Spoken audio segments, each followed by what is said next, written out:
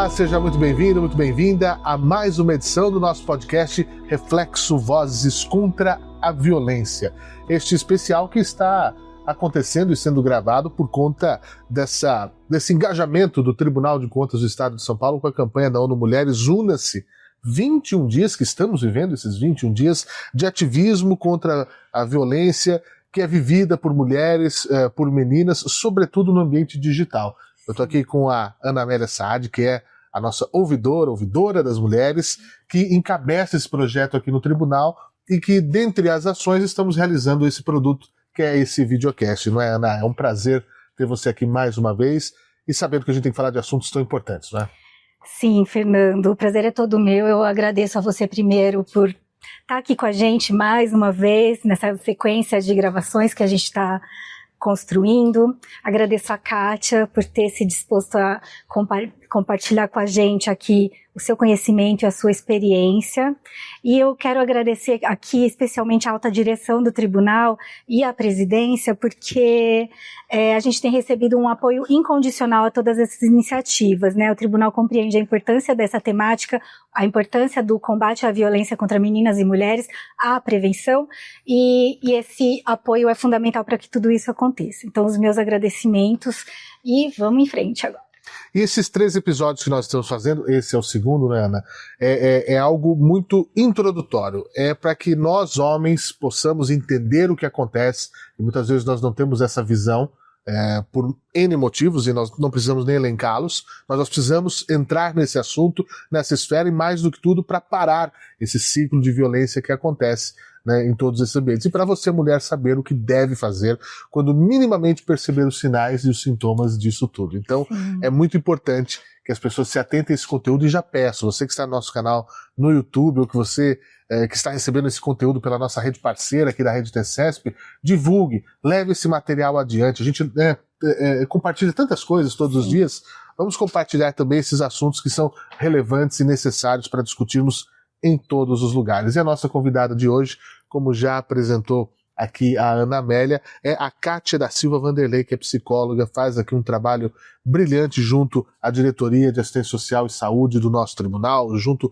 à Brigada de Saúde Mental, que é uma coisa espetacular criada por esse tribunal. Você pode visitar o nosso site, tce.sp.gov.br, e descobrir o que é essa Brigada de Saúde Mental, qual é o intuito disso, que até ganhou prêmio, né? É uma iniciativa premiada do Prêmio Inovatio, né? Onde a gente traz uma série de ações voltadas ao olhar especial. E é sobre isso que a gente vai falar aqui. Kátia, seja muito bem-vinda. Obrigado por tirar um tempinho da sua agenda, que eu sei que é corrida, para estar aqui com a gente para levar essa mensagem. Quem agradece sou eu.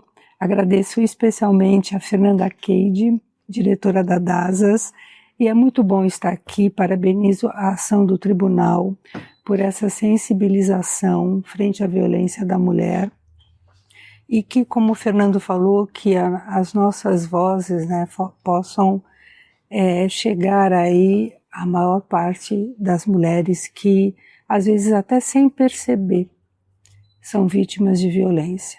Entendem que é por aí, que ou que é normal, ou que elas superam. Então, todo e qualquer trabalho de sensibilização sempre é muito bem-vindo. O agradecimento é todo meu pela oportunidade. Bom, posso começar? Você começa? O que você prefere? Eu já tenho perguntas aqui, 1000. Pode começar. Ah, é? Obrigado. Kátia, você fala exatamente disso, e essa pergunta vem nesse sentido, né? De às vezes a mulher nem perceber que é vítima de uma violência, ou aquela questão que a gente sempre nota, que não começa já com uma coisa gritante, né? Ela começa em sutilezas que as pessoas precisam perceber, e quem está ao redor também precisa perceber. Vamos falar de sinais, Kátia. Os sinais que podem revelar se uma mulher ou uma menina pode estar sendo assediada ou vítima, nesse caso que estamos tratando aqui, de violência digital. Como é que a gente pode ver isso? Existem sinais que ali a gente já fica, como diria lá no interior, com a orelha em pé, para saber se as coisas estão indo mal? Sim, há sinais sim, né? Qualquer violência que você viva, seja digital, seja presencial, um dos primeiros sinais que você percebe são as alterações no humor.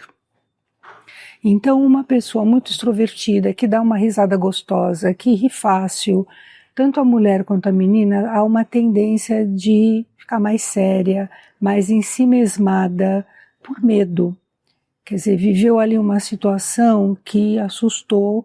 Então, de uma forma natural e até saudável, há um ensimesmamento, há um voltar-se para si. Retrai.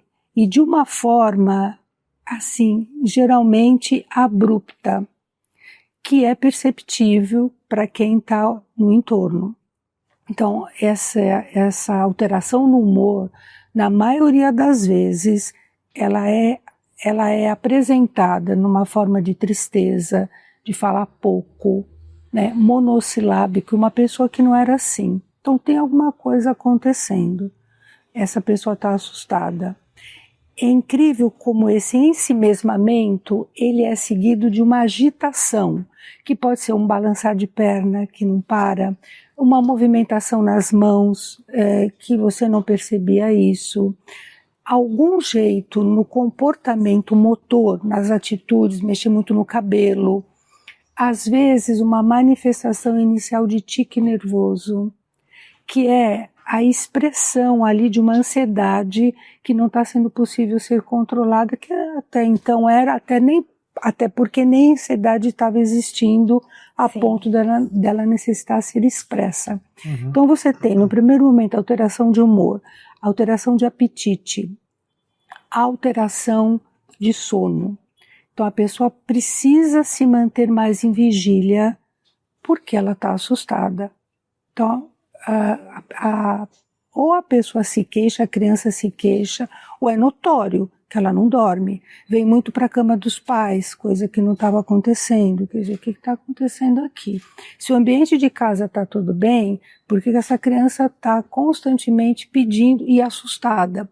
Ou porque sonhou, ou porque tem monstro, ou porque tem algum barulho que ela está escutando. Então são sinais de que alguma coisa está acontecendo com essa criança, né?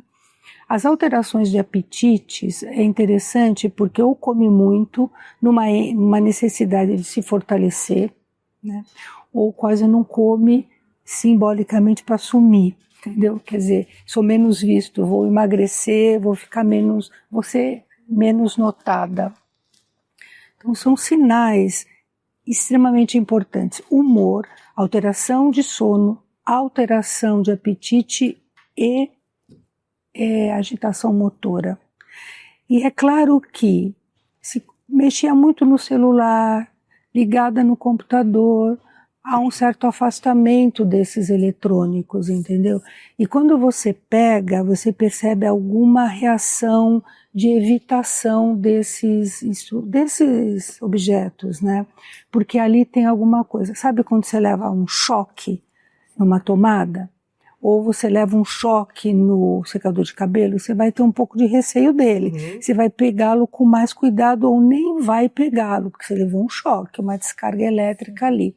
A violência faz isso. Ela dá um choque e a voltagem geralmente é alta. Sem dúvida.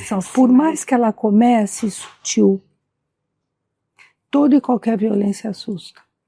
Há, num primeiro momento, a crença de que eu dou conta, isso não é nada, mas o emocional já levou o choque. Ou que foi um episódio isolado, isso um momento... bobagem, vamos relevar, tem muita coisa boa acontecendo, né? Na balança ali do que é bom e do que não é bom, o que é bom está melhor, tá sendo possível ser levado, isso não é nada, eu dou conta.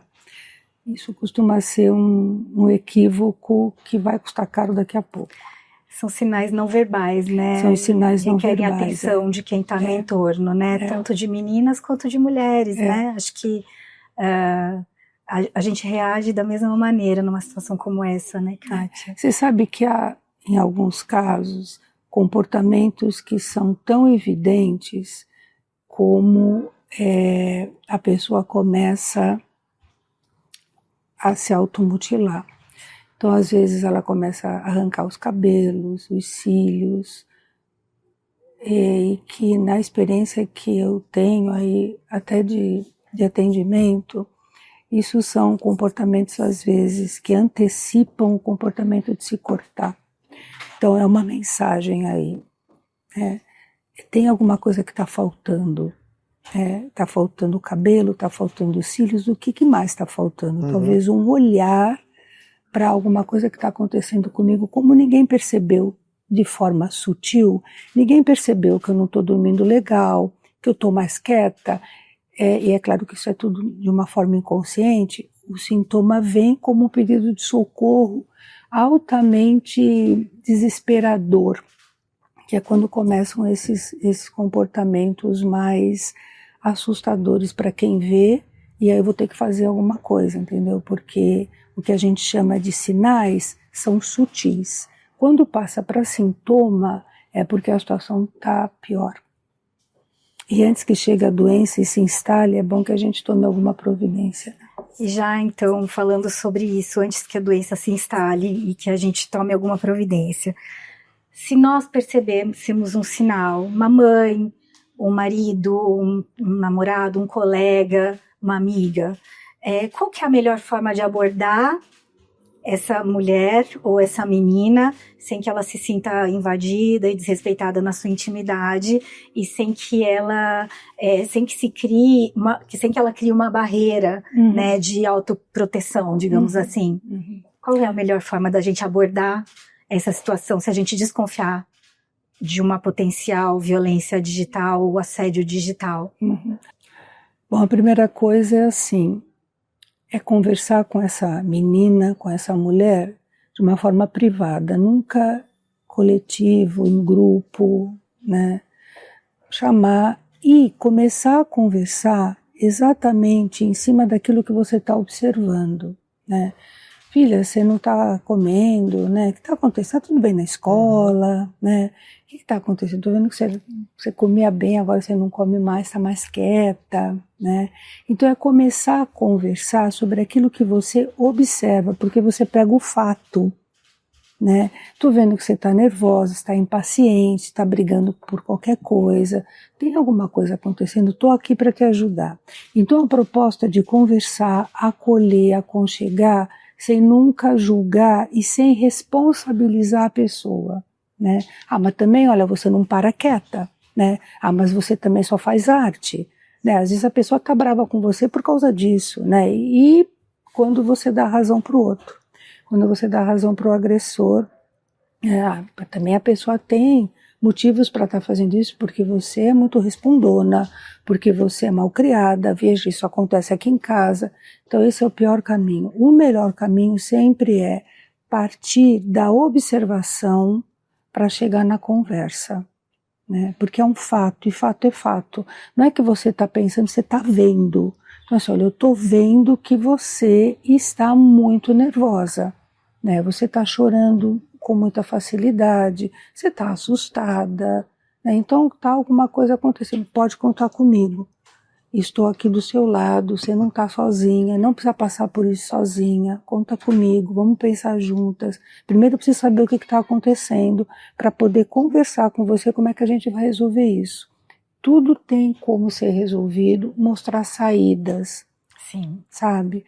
E às vezes o que a criança ou a mulher vai contar sensibiliza quem estiver perguntando, né? Demonstre, valide para essa pessoa que o que ela está passando é realmente muito difícil, né? E que ela não precisa em nenhum momento passar por tudo isso sozinha, que ela pode sim contar com você, né? E com o pai, entendeu? Com a família de modo geral.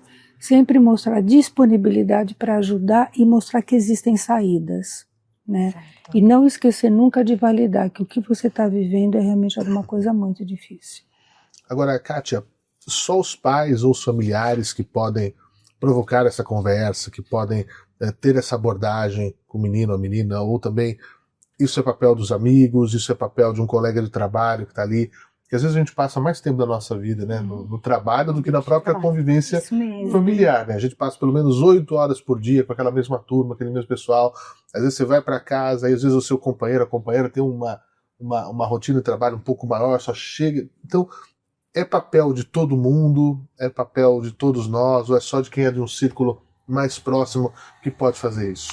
É papel de quem percebe a situação, quem percebe a alteração de comportamento. Então Posso emendar uma outra pergunta, então? Por favor. Porque, pelo visto, dificilmente vai partir da vítima, né? Primeiramente, esse pedido, olha, está acontecendo isso, seja por vergonha, por medo, por qualquer outra coisa. Né? Então a gente reforça isso. Quem quer que seja que perceba. Quem quer que seja. Então pode ser os pais, o professor, um amigo, um colega de trabalho, até um vizinho. Tá? Que essa criança vai brincar com o filho na casa e percebe que essa criança tá muito quieta. Dá os sinais, e cada um dá um sinal em função do seu jeito de ser. Então qualquer pessoa que tenha capacidade empática, sensibilidade, que tem essa condição de se colocar no lugar do outro, de acolher, de perceber, eu sempre digo que é assim, perceber é sempre muito bom. Se você quiser melhorar isso, apropie-se daquilo que você observa, porque sempre vai ter uma explicação. Então, às vezes é mais fácil você perceber e achar que o tempo resolve. Aliás, tudo passa, né? Tudo passa com o tempo, passa mesmo. A situação passa, as consequências ficam. E ficam de uma forma arrastada na vida da pessoa. Então, uma violência digital, uma violência presencial que tenha acontecido na infância, isso não resolvida, não elaborada, ela vai caminhar com essa pessoa ao longo da vida dela. E vai desgastando, vai desgastando, vai desgastando. Chega às vezes na vida adulta, a pessoa não consegue dar a passada, entendeu? Porque essa passada significa alguma coisa nova, um medo, então vai reativar tudo que ela viveu lá atrás. E vem com muito mais força. E vítimas produzem novas vítimas. Exatamente, vezes, é por aí mesmo, é isso mesmo. Agora, eu queria saber, mas antes disso, vou passar para você, Ana. Depois eu vou fazer essa pergunta porque acho que tem a ver com outras questões. Eu quero ir além um pouquinho. Tá bom.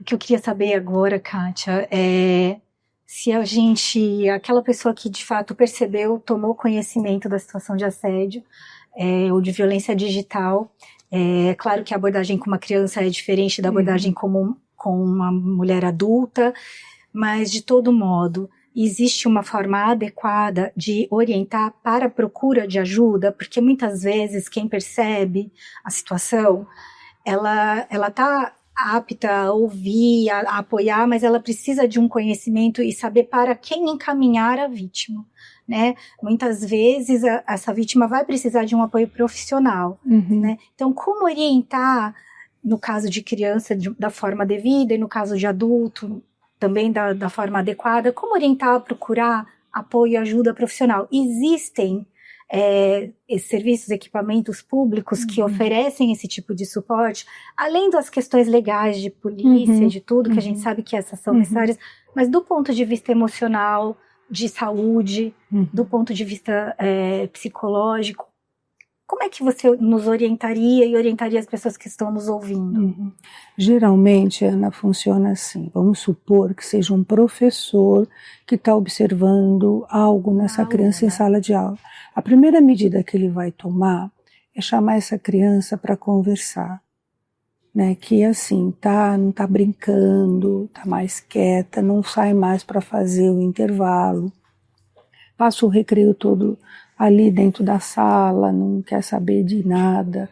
Então esse professor chega e comunica a essa criança que ele está percebendo que essa criança está diferente e que ele pensa em conversar com os pais. Em alguns casos, o professor, ele, por não ter conhecimento, ele pula essa etapa, ele não fala com a criança, ele já chama direto os pais, né? Nenhum problema. Melhor sempre que essa criança seja comunicada de que ela está sendo vista. E quando você diz às vezes, vou conversar com seus pais, você percebe na hora que essa criança fica muito assustada. Então talvez não seja a melhor forma falar que vai falar com os pais. Percebeu isso? Dá espaço para a criança. Diz, olha, eu pensei nos seus pais, porque eles são seus pais, mas se você quiser que eu fale com alguém, você me fala, que eu falo. Né? Fala com meu irmão então. Quantos anos tem seu irmão? Seria bom que ele fosse maior de idade. Sim. Mas se ele não for, a gente vai ter que conversar de novo com a criança. Olha, seria bom que fosse uma pessoa que fosse já gente grande, né? Que a gente, um adulto.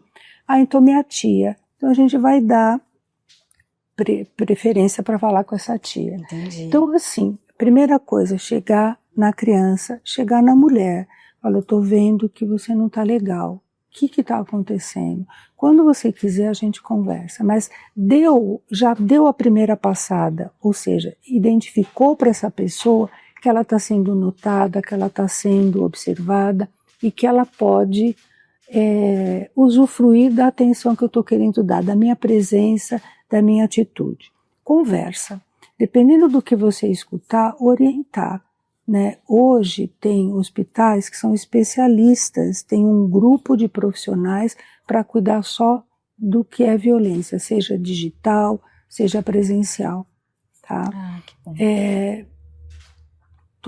As faculdades de psicologia, todas estão aí disponíveis para uma triagem. E dependendo do que você escuta na triagem, ali mesmo você já direciona. O que acontece? Quando a pessoa chega, por exemplo, chega numa clínica escola de uma faculdade de psicologia, a primeira coisa que ela vai fazer vai ser uma triagem. Se escuta isso, se orienta sobre as questões legais direitinho, os lugares que tem que ir, e se essa pessoa quiser, ela pode ser atendida ali mesmo. Olha. Dentro dessa instituição, a gente agiliza esse atendimento. É uma pessoa que dificilmente vai ficar em fila de espera, ela vai passar na frente das pessoas, seja essa pessoa que está nos procurando uma criança ou uma mulher. Né? Ela vai ter a condição de ser atendida logo, né? Para que ela possa falar. Quando você pode falar sobre o que te acontece, sempre é o melhor dos mundos. E nesses lugares você tem toda a proteção do sigilo, então você tem um espaço terapêutico que você já oferece imediatamente. Entendi. Então as faculdades, eu trabalho numa faculdade que a gente tem muito esse cuidado de pegou na triagem uma queixa de violência, seja infantil ou de uma pessoa adulta, de já tomar algumas providências ali. A primeira que a gente tem, está na nossa mão de garantir, é o atendimento o mais rápido possível. Perfeito. E quando eu falo o mais rápido possível, às vezes é na própria semana, ou então naquele mesmo horário. Da triagem, ela já sai ali para um encaminhamento mais específico, às vezes no mesmo dia. Uhum. Então, faculdades de psicologia, qualquer faculdade de psicologia tem esse tipo de acolhimento. E gratuito. Sim, gratuito. Na realidade, as faculdades, elas cobram um preço simbólico né? a conversar. Uhum. Se nem esse preço for possível, é possível fazer o atendimento sem... Se franqueia o acesso de qualquer maneira. Ah, muito bom. Com certeza. Agora, Kátia, a gente falou aqui sobre o acolhimento que deve ser feito, etc. Mas eu quero bater numa tecla complicada. Por isso que eu deixei para os riscos de não se fazer nada.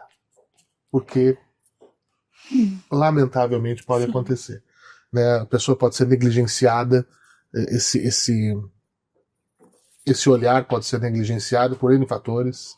Né? Ou uma pessoa até que tenha um círculo social mais restrito, que não tenha com quem se sentir à vontade, enfim.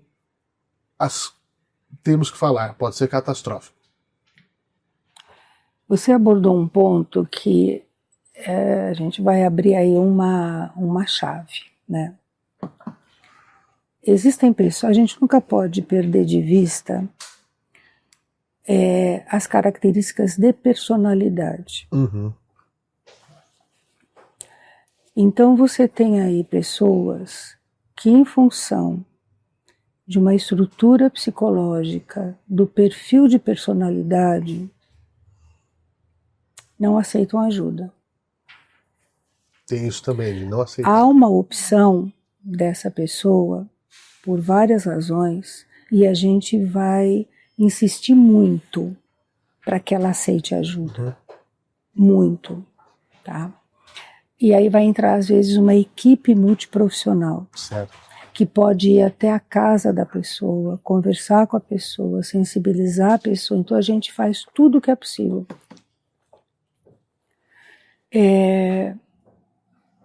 E aí você vê que a pessoa não quer. E às vezes ela fala textualmente, eu não quero, agradece, é muito difícil isso. Assim mesmo, a gente ainda vai insistir. Mas às vezes a pessoa não quer, por várias razões. Ou porque ela entende que esse é o lugar dela mesmo. E tem uma situação mais difícil ainda, que é quando você tem aí um perfil psicológico muito abraçado com o sofrimento. E abraçado com o sofrimento porque isso dá prazer. Traz um conforto. Traz um conforto, traz um conforto e a pessoa acredita que é só assim que ela vai conseguir se sentir bem, tá? Quando você faz e não consegue nada, né, isso bate uma impotência muito grande no profissional. É por isso que chega a hora então da gente ir atrás da nossa rede de apoio. Então, ou fazer campanhas com a escola, sensibilizar o professor, pedir para a gente fazer uma palestra e chamar os responsáveis, se pensar no público infantil, né? Chamar os pais para uma conversa, mas aí uma coisa mais aberta, uma palestra mesmo, e aí a gente vai sensibilizando um determinado tema. Então, por exemplo, a violência digital, que está acontecendo, sensibiliza, olha, mas vocês têm aonde procurar. Porque às vezes a pessoa se afasta porque ela acredita que ninguém vai fazer nada, que não tem recurso. Então a informação chega como um grande aliado para a gente. Assim como a gente fala para a pessoa, você não está sozinho, conta conosco, a gente também precisa da nossa rede de apoio. Então, assim, o pessoal do serviço social ajuda muito, porque são eles que acabam indo à casa, às vezes, da pessoa, para observar junto com a pessoa. Olha, você está vendo como é que ela está tendo medo de celular? Há quanto tempo que ela não pega? Quanto tempo você, mulher adulta, saiu de todas as suas redes sociais, quer dizer, uma coisa que você gostava, que fazia bem, né? Você trabalhava bem com isso, tinha discernimento, de repente você saiu fora de tudo isso, o que foi um passo dado importante, tá? Mas não o suficiente, porque ficou ali alguma coisa que assustou muito. E às vezes a opção de você sair de tudo não é a melhor opção, entendeu? Não é a melhor opção, porque isso vai te cobrar um preço caro daqui a pouco. Então sair com critérios, com discernimento. Se você perguntar qual é a definição de saúde mental, um dos primeiros critérios para dizer essa pessoa tem saúde mental é a condição de você estabelecer limites.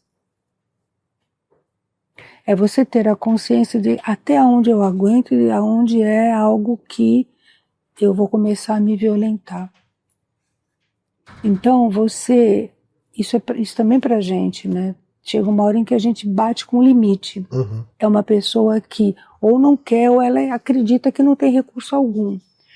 Eu já conversei, sensibilizei e não consegui, então eu vou convidar colegas, né, que montam a equipe multiprofissional para sensibilizar essa pessoa. Geralmente em hospitais você tem isso. Tá? Você tem a brinquedoteca, que a criança brinca à vontade, e você tem um espaço terapêutico. Então a gente deixa a criança brincar na brinquedoteca, a gente observa, e daqui a pouco a gente vai levando essa criança, claro que sempre conversando com ela, para um espaço mais terapêutico. E qual é a diferença, né? Na brincadeira você brinca, tá? E no espaço terapêutico vai ter a intervenção do profissional. Ela vai começar a dizer alguma coisa mais ou menos assim. Um exemplo, tá? Nossa, esse gorila tá bem machucado, né? Em função o gorila é um bicho muito forte, sim. inteligente, só que tem que bateram muito nele, né? Nossa, é duro isso, né? Alguma coisa mais ou menos assim. Uhum. Porque é um espaço privado, protegido pelo sigilo, então você pode fazer a intervenção. Na brinquedoteca não, deixa ela brincar. Mas só que tem que nessa brincadeira o profissional está olhando e está vendo ali algumas brincadeiras que são sinais super significativos. Você quer encontrar alguma coisa, põe essa criança num espaço, deixa ela brincar, oferece brinquedos para ela. Ela fica desarmada. Vai mostrando, né? A criança quando brinca, Fernando, ela conversa com você como um adulto. Sem abrir a boca, só brincando. É por isso que todo atendimento com criança necessariamente tem que ter brinquedo. Não precisa muita coisa não, mas tem que ter. Porque conforme ela vai brincando, ela te convida a diálogos super estruturados, significativos e profundos.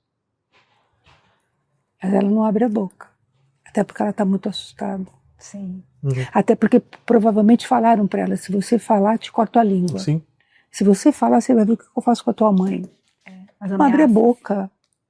Daí não comer. Não pode abrir a boca sequer para comer. Porque na hora que abre a boca para comer, pode sair qualquer coisa, entendeu? Isso fica muito claro na brincadeira. Kátia, eu só queria fazer mais uma pergunta para você. Que mensagem você deixa, sobretudo para as meninas e mulheres, já que a gente está aqui num contexto da campanha de combate à violência contra meninas e mulheres nesse contexto digital? Que mensagem você dá para essas meninas e mulheres sobre a autopreservação e o quanto isso é positivo e de maneira que ela possa fazer isso sem se privar das suas liberdades, né? A gente percebe assim que existe um dilema daquilo que eu posso fazer isso, eu posso conversar com qualquer um online, eu posso mandar imagens do meu corpo, eu posso confiar, eu tenho essa liberdade. A obrigação é do outro de me respeitar. Mas até onde é importante que ela tenha também um senso de autopreservação, de respeitar o seu próprio corpo, respeitar a sua própria imagem. Eu queria muito que você falasse para essas meninas e mulheres. Eu acho que a violência digital ela tem acontecido muito nesse contexto de uso indevido de imagem, né? E é por isso que eu queria uma palavra sua sobre isso, por favor. Olha, autopreservação, autocuidado é fundamental. Amor próprio é fundamental. Isso. É o carro-chefe da sua vida. Tá? Então você imagina um carro alegórico bonito, atrás vem o bloco. Então qual que é o carro-chefe? Exatamente isso, autopreservação, autocuidado, autoestima. Atrás vem o bloco, autoconfiança, né? Autoimagem. Mas se emperra o carro alegórico, ninguém anda. Embola tudo e a escola é desclassificada. Então, assim, a mensagem é bem essa. A primeira coisa, fale o que está acontecendo, acredite que você vai ser ajudada, você não está falando ao vento, né? Certamente você vai ser ouvida. A primeira escuta tem que ser a sua com você mesmo. Lindo isso. Você tem liberdade para fazer o que você quiser. Porque é isso que a gente estava acabando de falar. Às vezes você quer ajudar e a pessoa não quer. Então você tem essa liberdade também. Mas tenha certeza que a gente vai trabalhar mais para sensibilizar você a escutar um pouco mais o que a gente está falando. Então a primeira premissa e a mais importante é escute a você mesmo. Respeite os seus medos, respeite aquilo que você está percebendo que está demais. Por que tanta insistência? Por que tanto pedido numa determinada situação que você já disse não? Isso. Então disse não, não vá para o sim não, fica no sim, fica no não. Insista no não. Não se traia, né? Não se traia, porque quanto mais você falar não para aquilo que você está entendendo que para você não dá, mais o carro alegórico fica bonito, mais ele desfila e o retorno sempre é muito bom. Perfeito. Não tem como ser ruim. Perfeito. A palavra é escute a si mesmo e respeite aquilo que você está percebendo, que certamente você não está percebendo errado, não. É o feeling, sua É o intuição, feeling, né? super importante. Excelente. Super importante. E quem está ao redor, né? Ouvidos, olhos e coração bem aberto. Com certeza, por aí mesmo. Pode estar acontecendo uma situação complicada bem perto de você. Acho que muita gente aqui deve até ter tido, né, assistindo ao nosso videocast, algum insight, alguma coisa, se puder ajudar, é sempre melhor. Kátia, queria agradecer muito. Prazer foi todo meu. A sua presença aqui com a gente. Engrandece muito o nosso debate, esse nosso ecoar das vozes contra a violência estamos sempre à disposição para o que precisar, tá bom? Obrigada, Volte Fernando, sempre. pela oportunidade. Muito obrigada. Obrigado. Obrigada, Ana. Tá? Em nome da Ouvidoria das Mulheres, do Tribunal de Contas do Estado aqui de São Paulo, eu quero agradecer, Kátia, mais uma vez, a sua colaboração com essa iniciativa que nós lançamos esse ano. Espero que a gente tenha outras parcerias juntas. Agradecer à Diretoria de Assistência Social e Saúde, DASAS, a Fernanda Keide, a nossa presidente, conselheira Cristiana de Castro Moraes, que representa a alta direção e dá todo o apoio a todas as iniciativas que são voltadas à igualdade de gênero e à prevenção do assédio e da discriminação. Muito obrigada. Eu que agradeço. Obrigada, Fernando, mais uma vez. Sempre um prazer, minha amiga. Muito obrigada. Ana Amélia, e agradecer também ao Ministério Público de Contas pela cessão do uso desse espaço, que nós estamos gravando essa série de videocasts. Se você está vendo isso pela primeira vez, pode voltar que mais um nosso vídeo de lançamento está aqui no canal no YouTube do Tribunal de Contas do Estado de São Paulo, e teremos mais um episódio à frente, onde nós vamos falar da questão legal da coisa. Isso, né, Ana Amélia? Vamos falar com 2 delegados, o delegado que representa a assessoria da Polícia Civil aqui no Tribunal, exatamente, e doutora Cristine Gomes, nossa titular da primeira Delegacia da Mulher de São Paulo, e aliás, primeira Delegacia da Mulher do Brasil. É verdade, saiba os seus direitos, saiba como se proteger de todas as formas, nessa parte clínica, nessa parte jurídica, e nós já aprendemos no primeiro episódio na parte digital da coisa, né? A gente fecha essa tríade bastante importante. Mas olha, nosso conteúdo no YouTube do Tribunal de Contas é muito vasto, viu?